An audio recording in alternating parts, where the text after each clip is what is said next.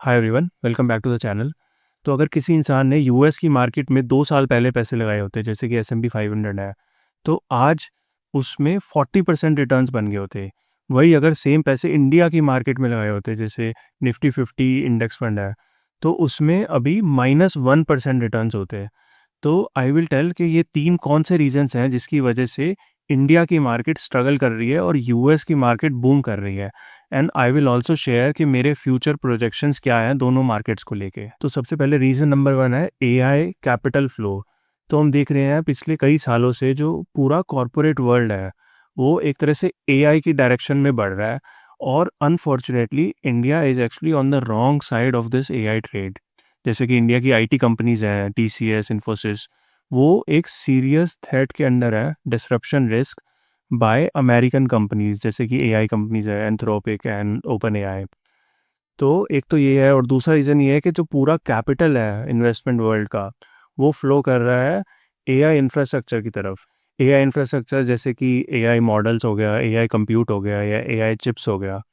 तो unfortunately India में ऐसी कोई भी कंपनी नहीं है जो इस फील्ड में कोई मीनिंगफुल इम्पैक्टफुल काम कर रही है। तो ये इसलिए हमें मार्केट में भी दिख रहा है, इंडिया की मार्केट इसीलिए स्ट्रगल कर रही है। और यूएस की जो मार्केट है, जो यूएस की कंपनीज हैं, वो ये पूरी टेक्नोलॉजिकल रेवोल्यूशन ऑफ एआई को लीड कर रहे हैं, और इसीलिए मार्केट उसको रिवॉर्ड भी कर रही है उन कंपनीज को, और इसलिए हमें यूएस की मार्केट बूम होती हुई दिख रही है। उसके बाद रीज़न नंबर 2 है अर्निंग्स ग्रोथ। जो इंडिया की कंपनीज है, टॉप 50 कंपनीज जो कि निफ्टी 50 जिनको ट्रैक करता है, उनकी अर्निंग्स ग्रोथ इतनी स्ट्रांग नहीं आ रही है as compared to American companies जैसे कि S&P 500 जिसको ट्रैक करता है। जैसे फॉर एग्जांपल 2025 में निफ्टी 50 की अर्निंग्स ग्रोथ सिर्फ 5% थी, जो कि बहुत कम है। और सेम 2025 में S&P 500 की अर्निंग्स ग्रोथ थी 12%। एंड सिमिलरली 2026 में भी हमें यही देखने को मिल रहा है। जो प्रोजेक्टेड अर्निंग्स है निफ्टी 50 की है अराउंड 10%, और S&P 500 की है ओवर 15%। तो जो फॉरेन इंस्टीट्यूशनल इन्वेस्टर्स हैं उनको क्लियरली दिख रहा है कि अर्निंग्स ग्रोथ जो है वो यूएस में काफ़ी स्ट्रांग आ रही है, और वो जो कैपिटल है उनका वो भी उसी अर्निंग्स ग्रोथ को ही फॉलो करता हुआ इंडिया से बाहर निकल रहा है और यूएस में जा रहा है धीरे धीरे। ऑल्सो काफ़ी सारे लोगों को ये एक मिसकंसेप्शन है कि इंडिया की जो जीडीपी ग्रोथ है वो तो इतनी हाई है, तो मार्केट क्यों नहीं हाई जा रही है, जबकि यूएस की जीडीपी ग्रोथ तो बहुत लो है, 2% के राउंड रहती है, और इंडिया की 6-7% रहती है। तो यूएस की मार्केट कैसे बेटर कर सकती है इंडिया के मार्केट से? तो इसका बहुत सिंपल सा रीज़न है, जो मार्केट है वो एक्चुअली जीडीपी ग्रोथ को फॉलो नहीं करती है, वो अर्निंग्स की ग्रोथ को फॉलो करती है। और जो अमेरिकन कंपनीज़ है, ऑल्दो अमेरिका की जीडीपी ग्रोथ कम है, बट अमेरिकन कंपनीज़ की जो अर्निंग्स है वो ऑल ओवर वर्ल्ड से आती हैं। वो ग्लोबल एक्सपेंशन के कारण अपनी अर्निंग्स ग्रोथ फास्टर ग्रो कर पा रहे हैं। एंड ऑल्सो जो अमेरिकन कंपनीज़ हैं उनकी जो प्रोडक्ट्स हैं वो इनोवेशन के अराउंड रिवॉल्व करते हैं। तो इनोवेशन में वो इनोवेशन का एक प्रीमियम चार्ज कर सकते हैं। और जैसे फॉर एग्जांपल जैसे एआई जैसी इनोवेशन है जो कि इतनी ट्रांसफॉर्मेटिव है, तो उस प्रोडक्ट का एक प्रीमियम प्राइस चार्ज किया जा सकता है, और अर्निंग्स बहुत तेज़ी से ग्रो करी जा सकती हैं। जैसे for example big tech companies हैं, एनवीडिया, गूगल, माइक्रोसॉफ्ट, इनकी अर्निंग ग्रोथ 20% से भी ज़्यादा चल रही है सालाना। तो ये हमें देखने को मिल रहा है कि अर्निंग्स ग्रोथ अमेरिका में ज़्यादा है, इसीलिए stock market is booming right now. उसके बाद रीज़न नंबर 3 आ जाता है जियोपॉलिटिकल टेंशन्स। तो अभी जैसे रिसेंटली जो जियोपॉलिटिकल टेंशन चल रही है उसके कारण ऑयल के प्राइसेस बढ़ रहे हैं। और ऑयल एक ऐसी चीज़ है जो इंडिया जिस पे बहुत हाईली डिपेंडेंट है, बिकॉज़ इंडिया बहुत ज़्यादा अमाउंट ऑयल इंपोर्ट करता है, क्योंकि इंडिया की एक डोमेस्टिक रिक्वायरमेंट है ये। और क्योंकि इंटरनेशनल मार्केट्स में ऑयल डॉलर में ट्रेड होता है, तो इंडिया को बेसिकली रुपी सेल करके डॉलर खरीदना पड़ता है पहले, और फिर उस डॉलर को यूज़ करके ऑयल खरीदना पड़ता है। तो क्योंकि रुपी की बहुत बड़ी मात्रा में सेलिंग होती है, इसलिए रुपी पे एक डाउनवर्ड प्रेशर रहता है और रुपी वीक होता चला जाता है।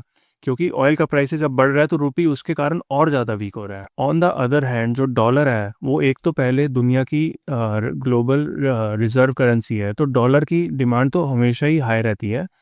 दूसरा रीज़न जो ये है कि कभी भी जब भी जियोपॉलिटिकल क्राइसिस होते हैं ना, तब डॉलर की डिमांड और हाई इसलिए हो जाती है क्योंकि उसको सेफ हेवन माना जाता है। तो सारे दुनिया के इन्वेस्टर्स, क्योंकि जियोपॉलिटिकल टेंशन के कारण बाकी करेंसी जो है वो वीक होती है, इसलिए लोग डॉलर की तरफ और भागते हैं।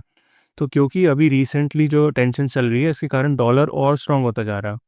तो जो फॉरेन इंस्टीट्यूशनल इन्वेस्टर्स हैं, उनको एक तो इंडिया में मार्केट में रिटर्न्स नहीं दिख रहे हैं, दूसरा इंडिया की करेंसी भी वीक होती चली जा रही है, तो फॉरेन इन्वेस्टर्स का कॉन्फिडेंस इंडिया पे और डाउन जा रहा है, और वो बेसिकली इंडिया से पैसे निकाल के यूएस डाल रहे हैं ताकि वो डॉलर की स्ट्रेंथ में पार्टिसिपेट कर सकें, और वो they are buying US companies and bonds. अब बात करते हैं मुझे क्या लगता है कि आगे क्या होगा। तो एक तो मुझे ऐसा लगता है कि जो एआई की जो हाइप है वो थोड़ी सी नॉर्मलाइज होनी स्टार्ट हो जाएगी।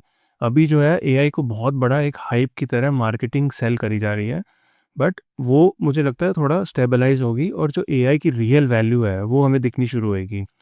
तो जो अमेरिकन कंपनीज है they will continue to do well, क्योंकि जो एआई का ट्रेंड है वो चेंज नहीं होगा, क्योंकि एआई की वैल्यू, अब जैसे पूरे वर्ल्ड एआई कंप्यूट चाहिए वर्ल्ड को, तो वो सिर्फ अमेरिकन कंपनीज ही सेल कर रही हैं इस वक्त। तो American companies will make a lot of money by selling AI products and compute. तो अगर ये एआई का मोनेटाइजेशन बहुत अच्छे से हो जाता है तो ये एआई ट्रेंड 2030 तक भी जा सकता है, और शायद उससे आगे भी चला जाए, depending upon how well the AI monetization happen. But on the other hand जो इंडिया की मार्केट है वो मुझे लगता है बाउंस बैक करेगी। उसके कई रीज़न है। एक तो जैसे हिस्टोरिकली भी हमने देखा है कि इंडिया की जो मार्केट है वो थोड़ी साइक्लिकल रहती है। तो बहुत बार ऐसा रहा है कि डाउन साइकिल रहा है कुछ साल और फिर अप साइकिल आया है। तो अभी जैसे 2 साल से डाउन साइकिल चल रहा है, तो मोस्ट लाइकली 2027 में हमें अप साइकिल देखने को मिल सकता है इंडिया की मार्केट में। स्पेशली जैसे ये जियोपॉलिटिकल टेंशन्स है ये थोड़ी ईज़ आउट होएंगी, और जो एआई की हाइप है वो थोड़ी-सी ईज़ आउट होनी स्टार्ट होएगी। तो इंडिया की मार्केट विल रिकवर, और इंडिया में जैसे कंपनीज़ जो हैं आईटी सेक्टर के अलावा बाकी companies are unaffected by AI. तो वो companies will shine and the market will get pushed higher. और जो इंडिया की आईटी कंपनीज़ हैं वो भी शायद अडैप्ट करके टू सम कैपेसिटी वो सर्वाइव कर सकती हैं। बट ओवरऑल मुझे ऐसा लगता है कि इंडिया की मार्केट विल बाउंस बैक, और उसमें अच्छी अपॉर्चुनिटी है आज की डेट में। ऑल्सो अगर आपको जानना है कि मैं कैसे इन्वेस्ट कर रहा हूँ इस एआई ट्रेंड में, you can check out this video. इसमें मैंने पूरी डिटेल में बताया कि मेरे क्या प्रोजेक्शंस हैं टिल 2030। एंड ऑल्सो अगर वीडियो अच्छा लगा हो तो प्लीज़ लाइक एंड सब्सक्राइब ज़रूर करना। आज के लिए इतना ही। बाय।